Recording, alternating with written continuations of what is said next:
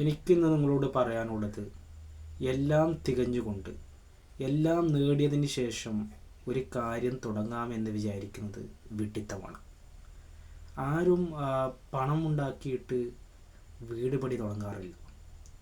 എല്ലാം നമ്മൾ ഇറങ്ങലാണ്. മുമ്പോട്ട് ഇറങ്ങുമ്പോൾ അതിനുള്ള വഴികളൊക്കെയും നമുക്ക് തുറന്നു കിട്ടും എന്നുള്ളതാണ്.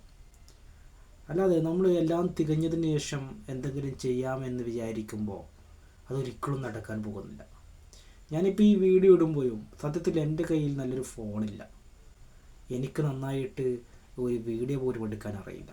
എനിക്ക് എൻ്റെ മനസ്സിലുള്ള കാര്യങ്ങൾ നന്നായി തുറന്ന് പറയാനേ എനിക്കറിയാം.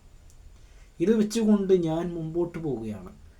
ഏതെങ്കിലും ഒരു വ്യക്തിക്ക് എൻ്റെ വാക്കുകൾ പ്രചോദനമായാൽ, ഗുണം കിട്ടിയാൽ അതാണ് എൻ്റെ വിജയം.